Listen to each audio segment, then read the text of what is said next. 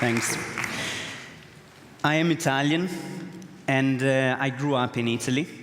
And as most of the kids in Italy, I was dreaming the day I was gonna be 18 and finally have my driving license.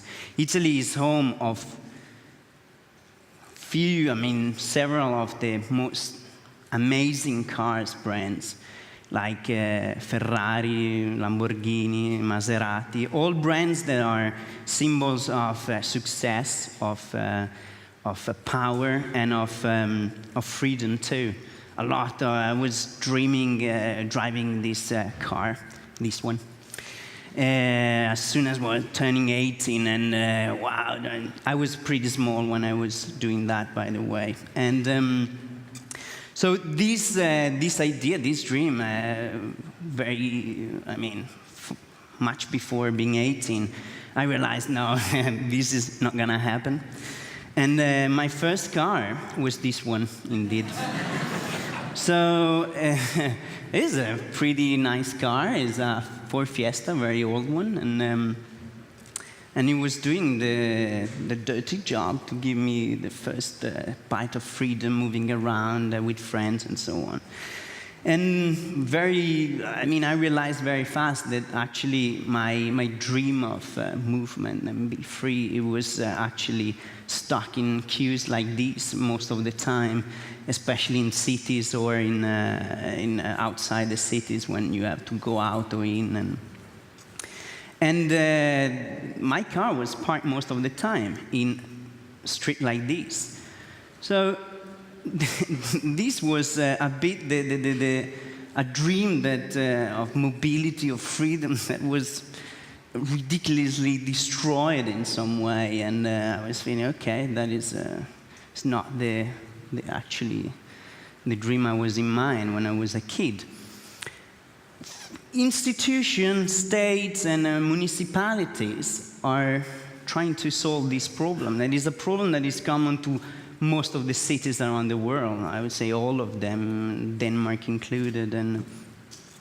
But the approach of solving this overcrowded street with cars is by using fine to restrict the time frame where you can use the car, to restrict the areas where you can actually move around with the cars. And it was a bit a way, in my mind, is a bit a way to punish the person that needs a car.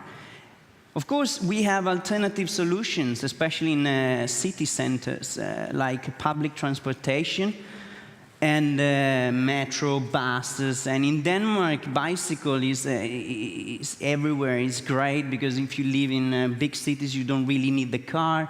You can move around, and it's great. In Copenhagen, you see people using the bike for everything. You can see people like this moving sofas around the city, but still, that is not exactly the ideal situation. And cars still are the good solution many times when you really need the car. When you need to move something, you move your equipment, and you go to visit friends outside the city. So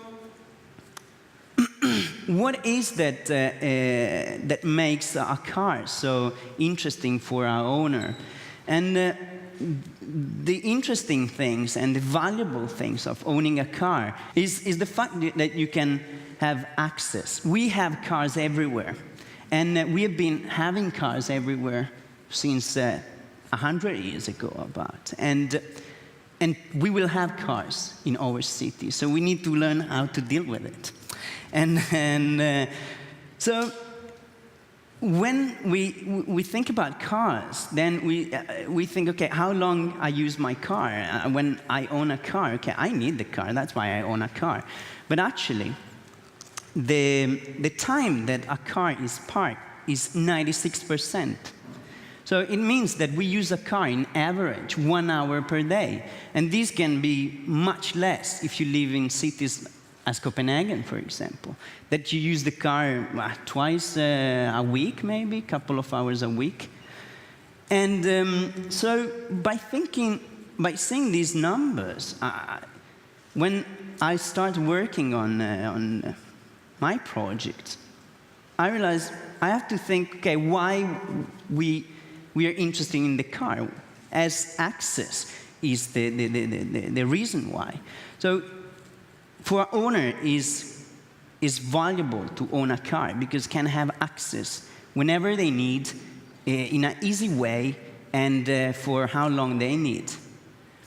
But our streets are full of cars that are parked, and the value in the car is the fact that it is accessible to people.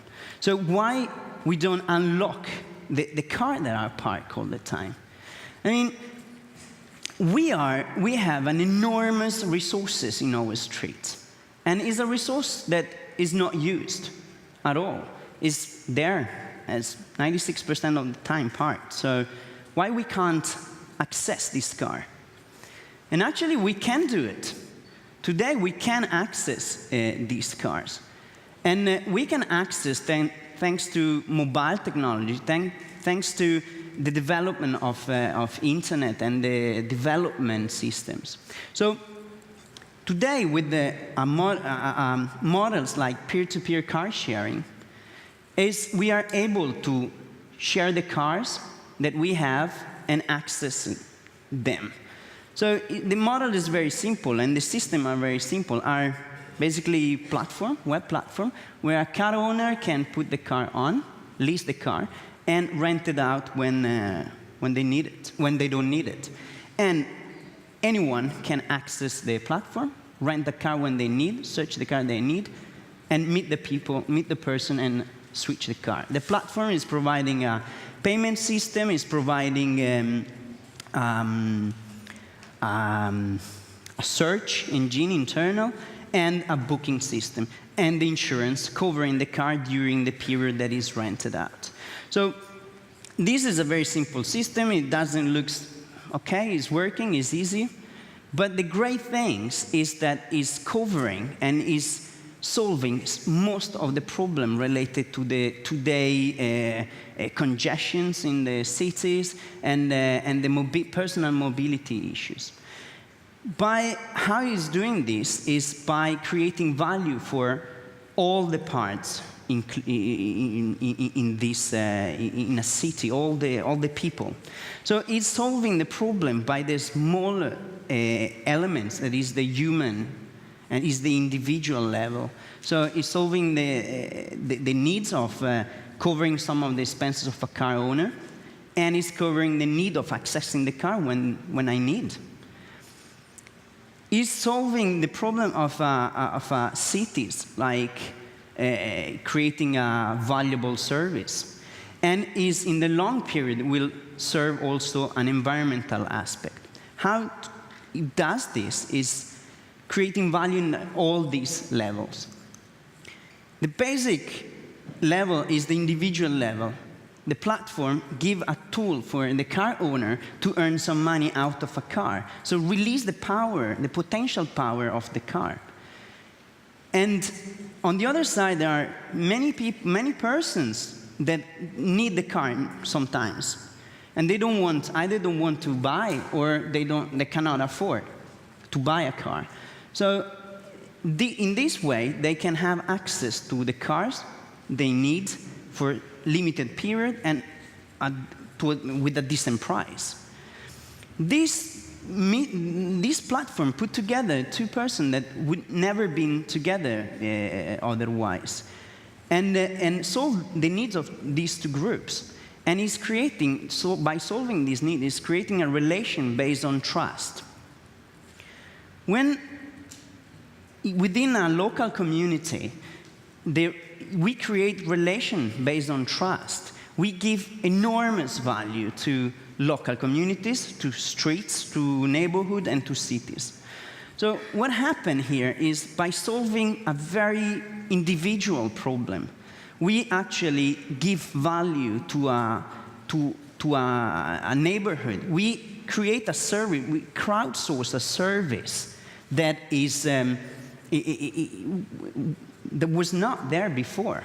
So it's create a sort of car sharing organization, but it's crowdsources and is potentially active everywhere there is a car parked. Even outside here could actually work. So by creating this value and strengthen the relation, we improve the quality of life of our communities. We put together person and in connection person that usually we meet and we see the supermarket, local supermarket, or there are a person that are having their kids in the same school. So by creating this, strengthening this relation, we add a lot of value and based on collaboration within our communities, in our cities.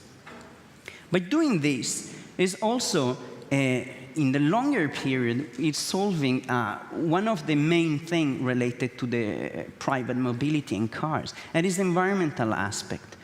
The buy is recognized by having in a street one car that is shared, we can actually remove 10 to 15 cars from the streets. Because 10 to 15 persons can actually access the car and use it as if it was their own car. So it will grow up like a feeling of owning a car within the neighborhood. And by having less cars on the street, it's not just that we actually release the power also of public spaces that today are used to store cars. So more people using less car and better car in the long period. Because all the industry is moving today to produce car with the better technology, less pollutants, material that are recyclable, and more efficient engines. We have cars that are electric cars. And we have big investment in having self-driving cars like the one from Google. This is the ultimate car on demand, and this will come in the future. So another aspect is to do this. These services are based on community. And the community is the one that makes the big difference here. It's the people that change behavior. And a few years ago, it was impossible to convince a person to share the car with stranger people. But today is reality. We've seen that by adding a lot of value in this transaction, we are able to change the behavior of the people around us without imposition, in a natural way, it's sort of a natural evolution of the behavior towards mobility. So, you might say, okay, but this is something very new for young generation and so on. Well, this is. Of course, we have seen the people that started. It was pretty active, a young, early user, and so on. But today we can say that everyone is using it. It's covering all the age groups, all the social groups. And it's natural for most of the people to use this kind of platform. My son, Sebastian, is 3 years old. For him, it's natural, obvious that sometimes we walk out and we go and pick up the car from a stranger. And he's excited because there is a new seat every time. And sometimes it's a racing seat, sometimes it's a red or pink. He doesn't like too much. But at the same time, there is also older generation. My parents visiting me from Italy. And it's cool for them to see, okay, I go out and come back with a minivan and so on. So this is something that already exists, already add values to our city, already add values to our pockets. And we see that it is creating some values also for the environment. So what I'm trying to say is, like, I like to involve all of you in spreading the word about this system, these new tools that we have of car sharing and peer-to-peer car sharing, and help in creating a better and a smarter and a more sustainable mobility, more closer to the idea of freedom that I was talking before. Thank you.